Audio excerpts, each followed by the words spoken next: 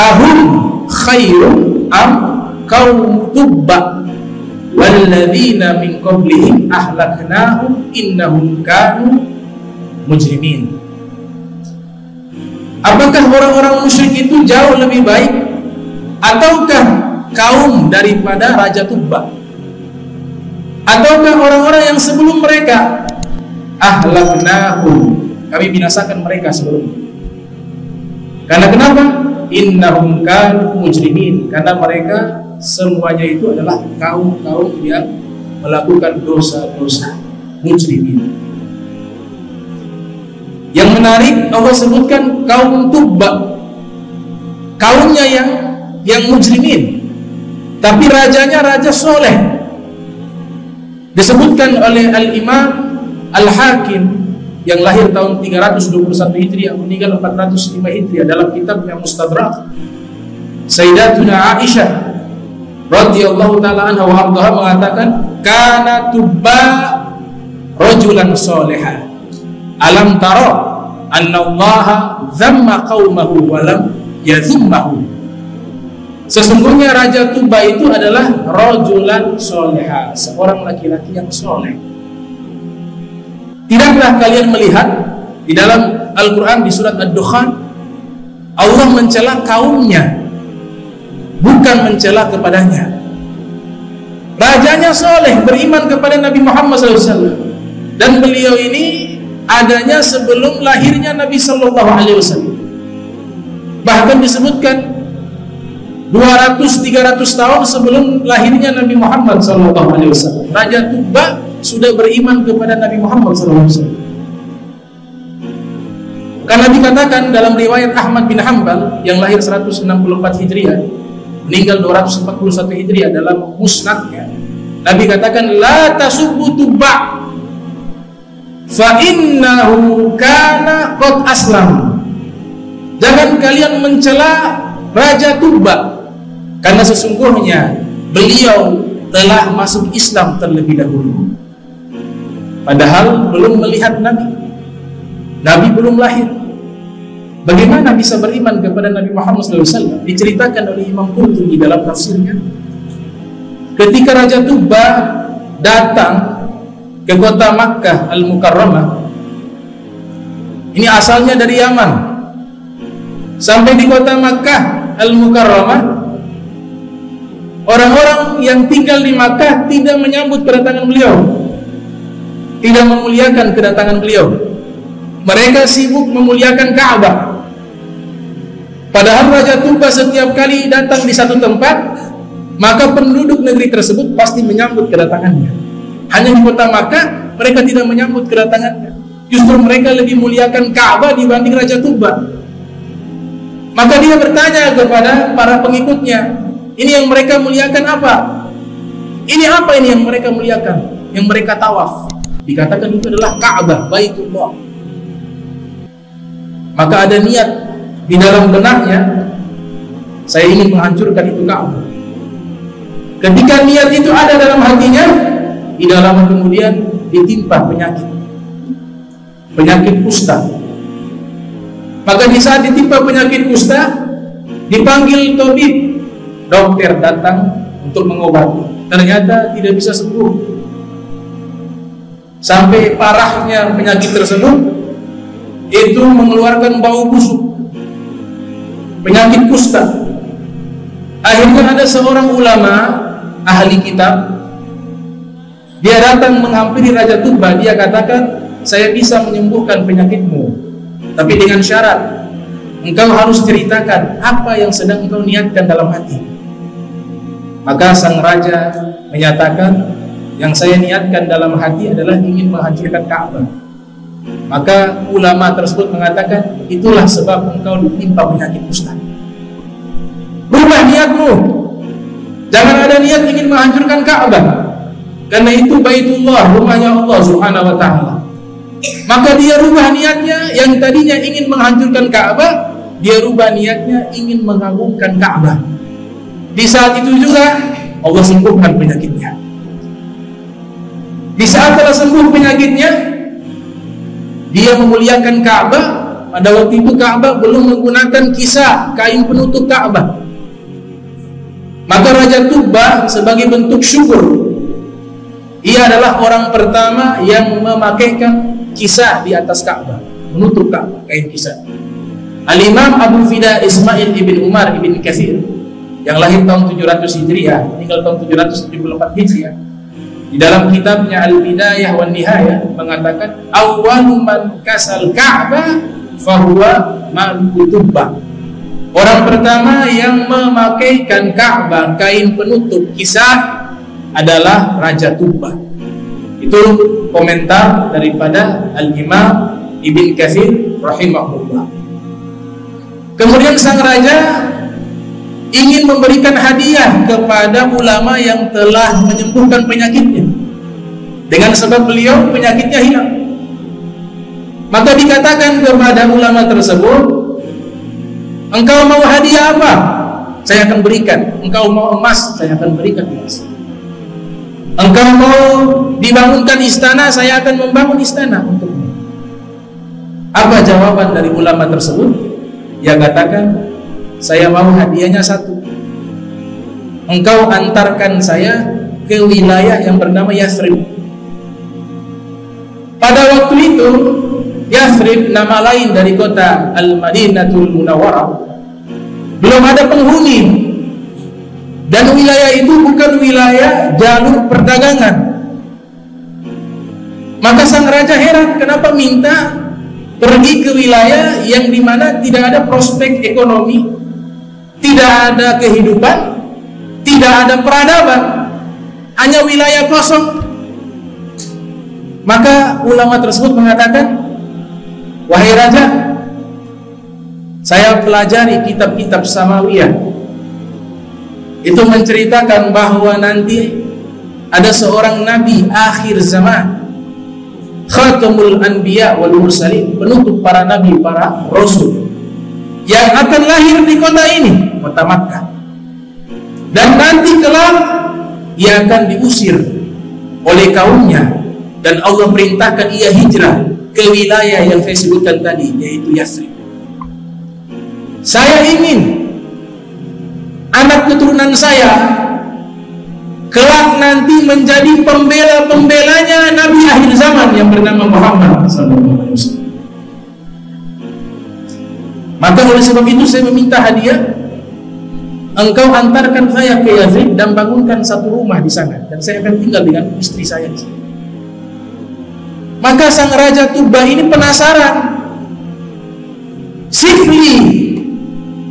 sifati kepadaku, siapa sih sosok Nabi Muhammad SAW? Maka sang ulama ahli kitab ini memberikan penjelasan secara spesifik tentang sosok Nabi Muhammad SAW, sampai pada akhirnya sang Raja Tubbah jatuh cinta kepada Nabi Muhammad SAW, dan diperintahkan untuk dibuat surat dari Raja Tubbah, dikhususkan kepada Nabi akhir zaman Sayyidina Muhammad SAW, padahal Nabi Muhammad belum lahir. Ditulis dalam suratnya, syahidtu ala Ahmada annahu rasulun minallahi bari'un nasami, falau mudda umri ila umrihi lakuntu waziran lahu wa bna ammi wajahadtu bi sayfi a'da'ahu wa farrajtu an sadrihi kulla qawmin. Itu isi surat dari Raja Tubbah, yang artinya saya bersaksi bahwa Ahmad, yakni Nabi Muhammad SAW, adalah utusannya Allah, sang pencipta ruh. Seandainya saya Raja Tubbah umurnya panjang, bisa berjumpa dengan Nabi Muhammad SAW, maka saya rela dijadikan sebagai menterinya dan juga sebagai budaknya. Ibnu Katsir menyebutkan abad, makna daripada paman, anak daripada paman adalah budak. Seandainya saya berjumpa dengan Nabi Muhammad sallallahu alaihi wasallam, saya menjadi menterinya Nabi Muhammad, saya lepaskan jabatan sebagai raja, dan atau saya menjadi pelayan atau budaknya Nabi Muhammad sallallahu alaihi wasallam. Wajahatu bi sayfi a'da'ahu wa farrajtu an sadrihi kulla ghammin. dan saya ikut berjuang, berjihad melawan musuh-musuh Nabi Muhammad SAW, dan saya akan menghilangkan seluruh kesumpetan di dalam hati Nabi Muhammad SAW. Itu Raja Malik Tuba. Ditulis, dimasukkan ke dalam sampul, kemudian diantarkan ulama tersebut ke kota Madinatul Munawwarah, dibangunkan satu rumah. Ketika dibangunkan satu rumah, Raja Tuba mengatakan, saya harus kembali ke Yaman karena saya menjadi raja di Yaman. Saya punya kewajiban dan tanggung jawab mengurus negara saya. Maka dibangunlah rumah. Disitulah ulama tersebut dengan istrinya dan beberapa pengikutnya tinggal di kota Madinatul Munawwarah. Sang Raja Tuba pergi ke Yaman. Sampai di Yaman meninggal dunia. Lantas ulama tersebut memiliki anak, memiliki keturunan. Waktu berjalan jumlah mereka banyak, sampai masuk ke masa Nabi Muhammad SAW. Nabi Muhammad hijrah ke Madinatul Munawwarah. Ternyata Allah Ta'ala sudah membuat konsep. Allah Ta'ala membuat konsep. Masya Allah kan wa ma lam yasha' lam yakun. Apa yang Allah kehendaki pasti terjadi. Jika Allah tidak berkehendak, tidak mungkin terjadi. Allah sudah membuat konsep perencanaan perjumpaan Nabi Muhammad dengan anak keturunan ulama yang cinta kepada Nabi Muhammad SAW. Jadi cinta itu tidak bisa dibatasi oleh waktu. Karena Raja Tuba cinta kepada Nabi Muhammad, tetap digolongkan sebagai ahli jannah karena mahabbah kepada Nabi Muhammad SAW. Cinta itu tidak bisa dibatasi oleh tempat. Rasulullah di kota Madinatul Munawwarah, kita berada di Ternate, Maluku Utara. Cinta kita akan sampai kepada Nabi Muhammad SAW. Maka Nabi Muhammad SAW ketika tiba di kota Madinatul Munawwarah, seluruh orang-orang Madinah berlomba-lomba mengajak Nabi untuk tinggal di rumah mereka. Tapi karena ini sudah konsepnya Allah wahyukan kepada Nabi untuk onta tersebut yang memilih di mana lokasi tempat tinggalnya Nabi Muhammad. Da'auha fa innaha ma'murah, kata Nabi SAW. Biarkan onta ini yang memilih lokasi tempat saya tinggal, karena dia diperintahkan oleh Allah Subhanahu wa Ta'ala. Jadi saking luar biasanya Rasulullah, onta dapat wahyu. Onta dapat wahyu karena dekat dengan Nabi Muhammad SAW. Onta menjadi mulia, diberikan wahyu karena dekat dengan Sayyidina wa Maulana Muhammad sallallahu alaihi wasallam. Maka onta itu berjalan. Ternyata dia memilih lokasi di salah satu rumah sahabat, singkat ceritanya. Namanya Abu Ayyub Al-Ansari. Maka Nabi tinggal di dalam rumah tersebut. Ketika pertama kali Nabi masuk ke dalam rumah tersebut, disodorkan surat. Ya Rasulullah, ini surat dari kakek buyut kami yang pertama kali tinggal di kota Madinatul Munawwarah. Ini seluruh anak keturunan daripada ulama tersebut.